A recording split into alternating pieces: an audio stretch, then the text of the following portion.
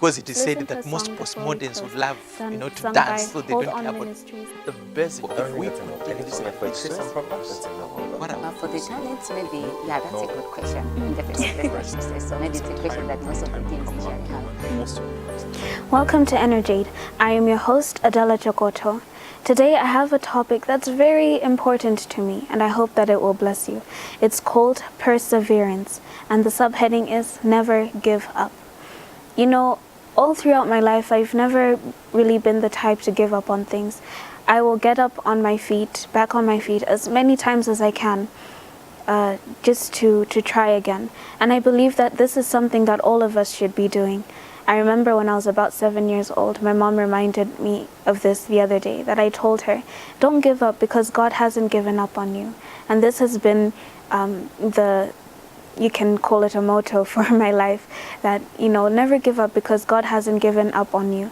As long as God is still going to try to work on me and you, then, what's the point of giving up? I must persevere. In studio today to help me is Pastor Chipeta, and he will help us understand what it means to persevere. Welcome, Pastor. Thank you. Now, in your own words, how would you define perseverance? In the first place, before I define perseverance, I would like to put it to your attention that the word persevere is a verb, which means, and I mean the Merriam-Webster dictionary defines the word persevere as to continue doing something or trying to do something, even though it is difficult. Yeah. In other words, despite the fact that you are meeting obstacles, you have counter influences, and then you have those challenges, but you still keep on doing something. And the word perseverance is a noun. It's the quality that allows you to keep on doing something despite the difficulties that you are facing. Yes. And I know that as teens, wherever we are, around the world, in Malawi, everybody meets an obstacle along the way. Exactly. At one point. Exactly. One day you get a bad grade. From little situations like those, you get a bad grade, and maybe it's something that is a continuous process, where, this term you get a bad grade, the next term you get a bad grade, and then the end of year you still get a bad grade, and that can really put someone down. And then you've got things, maybe they may be going through family problems, where the parents may be going through separation, and then they feel worthless or something like that, and it also puts them down. Illnesses come as well. There's so many things that can put people down.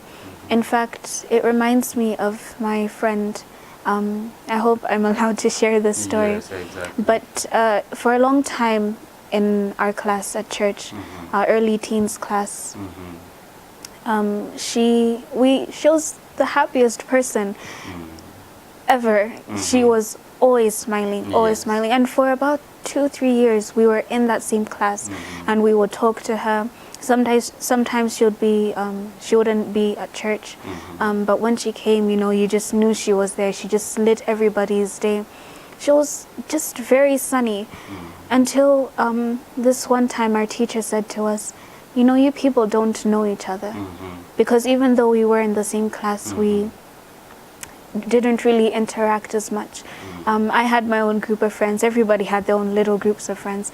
So she told us that I want each of you to make friends with someone you don't know in this class, someone you don't normally talk to. So my teacher told me, Adela, don't be with so-and-so, because I had 2 friends that I used to be with. So I don't want you to pick her and her. Pick someone you don't know, whether it's a boy or a girl. And during the week, I want you to talk to each other. And then when we come the next week in the same class, I want you all to tell me something that's not so predictable. I don't want like a favorite color, favorite food, but something that's not very predictable about the other person. And she chose, our teacher chose this girl. Then the next Sabbath, when we went to church, she said, you people don't know each other. Did you know that this girl has a heart problem, and we were shocked. And apparently she had been born with it. It's something that I can't remember what they called it, but she has a heart problem, so she can't do any hard work. Sometimes she just grows faint, sometimes she just falls and stuff like that. But even though she's I think about 15 now, but even though she's going through such a hard time, because obviously her life isn't normal, even though she's going through such a hard time, she's still able to do certain things. She doesn't let that problem affect her. And I know this is quite a big example, and we might be going through maybe smaller issues, but I think that the bottom line is not to give up, to take this example and not to give up. But someone may be wondering, okay, maybe I'm not going through that, or maybe I am going through that. And right now I feel, I'm at my lowest point. I'm going through so much. How can someone be strong in such situations? In fact, somebody said life is full of unexplainables, situations whereby you cannot explain as human beings. But the Bible gives us hope. There are several examples of heroes of faith in the Bible that persevere in whatever difficult circumstances. And one particular example is Job himself. And Job is a very good example that I usually like to I can say personally encourages me. Yeah. Like from this text that Job said, I know my Redeemer liveth, from chapter 19 verse 25. It was a situation whereby Job had been afflicted, and then Job had faced all sorts of difficult situations, suffering, lost property and everything, and including even his own friends. They started including the wife, said, why can't you curse God and die? But it was at that particular moment that Job said, I know my Redeemer lives. Job usually encourages me to say, whatever situation that we cannot explain, whatever situation, difficult situation that we are going through, as an example that you have given, you may be getting a very bad grade at school, you may be suffering whatever illness, that even the doctors of this world cannot explain. But it is at that particular moment that we still need to cling to our faith and still believe that our God is still there. And soon, as Jesus is coming, he shall say, my son, my daughter, you suffered in this world. Let's go home. Amen. Exactly. And you have a story that you wanted to share on perseverance, your own story. Yeah, actually my personal experience is a long story that can take me maybe several hours explaining, but let me cut it short. Okay. I'm the firstborn from my family. Okay. But when I was about to sit for my MSc, that's high school, second term, I lost my mother. So it was really a difficult situation. But putting that aside, being a pastor, I'd worked for at least a number of years. But after working, I received a call to join the Malay Police Service as a chaplain. And one of the conditions there is that you have to go through the normal police training. And it was really very difficult, because my expectation was that maybe I would just go through some simple tips of what policing is all about. But to my shock, when I arrived there, I was treated like any other normal person, not as a pastor. And from the word go, from day one up to the last day of our training. How long was the training? 6 months. Oh. 6 months. Wow. But those 6 months were like 6 years or more. Yeah. Imagine you are coming from a very comfortable situation. You are used to preaching the word of God. Yes. And all of a sudden you find yourself in a situation where you are you are holding a gun, training how to shoot this and that. But it was really difficult. But all in all, I persevered because I know, I knew that God had brought me to that particular situation for a particular purpose. So I said, I still need to trust the Lord and not lean on my understanding. Amen. Sometimes our understanding, you know, human perception, the secular world says seeing is believing. But for us believers, we say faith comes by hearing. Whatever God says, we have to believe. It's not anything that we see that is really true. I normally give an example of when you are walking by the tarmac road. You may see water ahead of you when the sun is really shining. But when you reach that particular place, you may not be able to see water. And I'm also encouraged by the saying that there are 3 types of greatness in life. There are those people who are born great, and there are other people who are given greatness, and there are those people who strive for greatness. So I put myself in that particular group of people who strive for greatness. So that's why I always say, whatever circumstance, whatever situation, I still have to cling to whatever God had allowed me to pass through. But I have to accept that, and I have also to stress this point that going through police training, it wasn't an easy situation. Of course not. Yeah, I don't think I have to elaborate, but being a pastor, and not only a pastor, but someone who by then had already graduated with my master's before I started the second one. So to start jogging and being forced there, the bottom line of the training is about discipline. Discipline and endurance. And I usually remember one of the trainers saying, here we force a horse to drink water. So you do something that you even don't like to do it. That's part of particular discipline, doing the right thing at the right time. So up to now it has been endurance, and even after the training. And also I was also posted to Lilongwe police station, where I stayed for 6 months. And putting on a uniform, you go chasing vendors. Sometimes you are assigned to very difficult circumstances. But all in all, I was able to appreciate to say, because by the time I was not a police officer, and this time, now I'm able to appreciate to say, I think police work and those people who are involved in policing, they go through very challenging circumstances, and it's not an easy job. It requires someone really to trust in the Lord. It does. Yes. It does. And is there any advice you'd like to give to our viewer on persevere? Let's say right now they're going through the hardest time of their life. What would you say to them? In fact, according to your statement, to say, is there a particular advice that you can give? I would still would like to make two points of reference.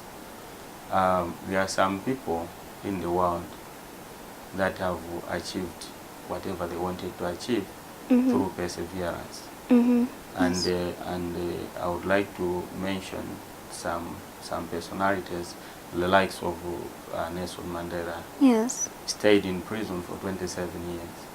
But after that, when he was released, he achieved this particular goal of liberating people of South Africa. And then I would also give you an example of Abraham Lincoln, that despite the failures, Abraham Lincoln had failed in the political race, but finally in 1861, he made it to be the president of the United States of America. And here in our own country, Malawi, the first president of this country, history tells us that he had to travel from here all the way to South Africa and then travel abroad. But finally he achieved what he was pursuing. Yes. So we have several examples Yes. that may act as a model to us in terms of perseverance. However, the bottom line, I would still say that Jesus Christ is our chief model. He had gone through perseverance Yes.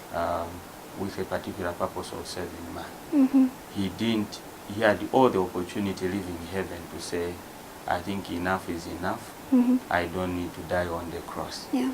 But he had still to persevere, die on behalf of human beings, Yes. so that man can be saved. And then I also like reading a particular chapter. I think it's also important from the book of Romans. Yes. Yeah, from the book of Romans, chapter 8, verse 18, which says, Paul says, I consider that our present sufferings are not worth comparing with the glory that will be revealed in us. In other words, whatever situation that we are going through, suffering is not worth it if we are to compare with the glory that we are to get just very shortly when Jesus comes. So I know, humanly speaking, it's really difficult when you are really going through hard times in life. Yes. But as believers, we still have to believe that God is still there, and these sufferings that we are going through, they are not worthy compared to the glory of God.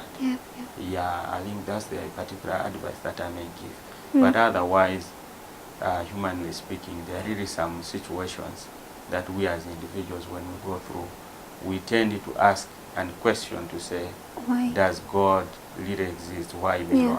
Why me? But God is still there. Yes. Yes. Thank you very much, Pastor, for joining me today. I appreciate it. Thank you. Thank you.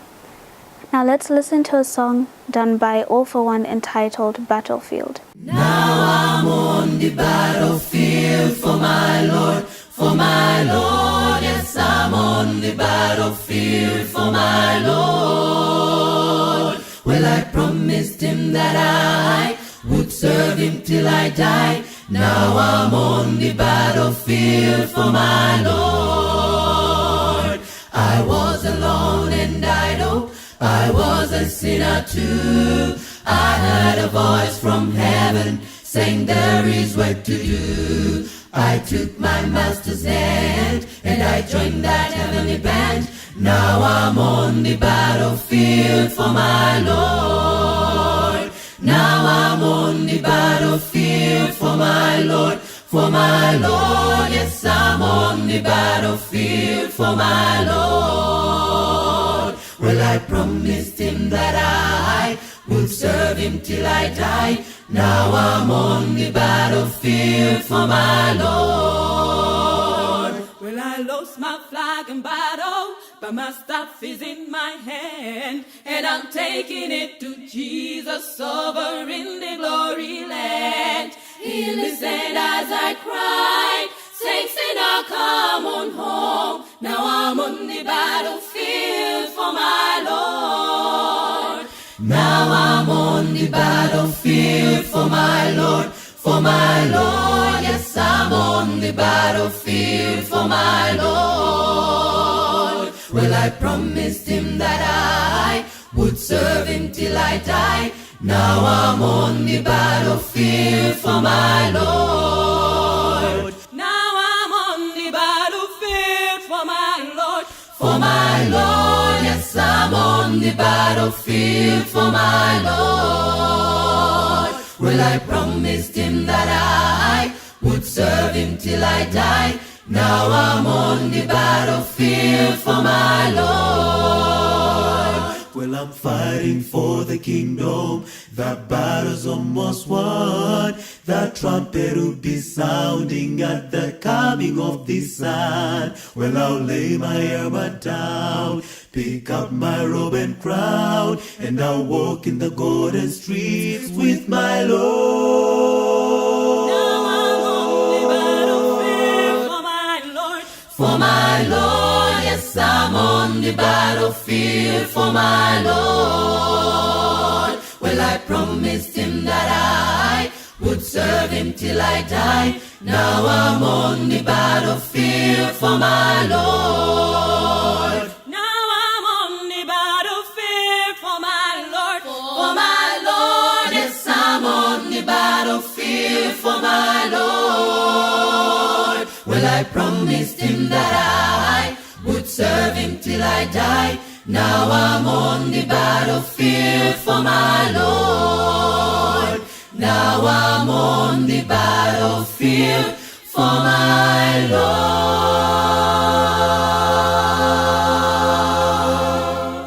That was a song done by All for One, Battlefield, which says, despite all the trials that we're going through in life, you know, life is a battlefield, but there is hope. And Pastor Chipeta gave us some examples of people. He gave an example of Nelson Mandela and Abraham Lincoln, and he also gave an example of the late President, Dr. Kamuzu Banda. I would also like to give an example of some people who are still alive today and who are still persevering. Our first example is Nick Vujicic. Personally, he's my favorite writer and my favorite motivational speaker. Nick Vujicic is an Australian author and a motivational speaker. He was born without limbs, and he went through such a hard time from the time he was born till today. In some ways, he writes in his books, in articles, that he has been through so much, you know, teasings and stuff, just because of his lack of limbs. And also there are certain things at a point he couldn't do because of his lack of limbs, but still he persevered, and look where he is now. He is a very successful person. He has his own organization. And then the second example is Bethany Hamilton. She's a surfer, and she's also a motivational speaker, part-time. She was bitten, her left arm was bitten off by a shark at the age of 13 when she was surfing. But you see her today, she's still going through, she still persevered, and she didn't let that situation put her down or make her stop surfing. She still does surf, and she still is one of the best women surfers in the world. And then the third example is Dr. Benjamin Carson, who's a neurosurgeon. And we all, I'm sure we've heard of his life story. For him to get to the point where he is at now, yes, his mother did contribute to a lot of it, but you know, it still is a personal choice to be strong and to persevere and to continue moving. And this is what Dr. Ben Carson did. And then just across the border is probably one of my role models. Her name is Luyando Hangala, and she is a speaker, a singer, a producer, and an entrepreneur. And she has her own organization. She runs her own studio. But I think I would rather have you read her story online. I have one quote. This is my favorite Bible verse, and it reads, this comes from Philippians 3 verse 13 to 14, and it reads, "Brothers and sisters, I do not consider myself yet to have taken hold of it. But one thing I do, forgetting what is in the past and straining towards what is ahead. I press on towards the goal to win the prize to which God has called me heavenward in Christ Jesus." You know, my mentor always says to me, she once gave me this illustration. Imagine you're in a car and it's driving so fast. And then you see a truck coming. So you're going this way and the truck's coming this way, and you see that the truck is about to hit your car. And you say, you know what, I don't want to feel the impact of this accident. So you decide to jump out of the car, not knowing that the truck saw you and has swerved to the left. But what have you done? You've died.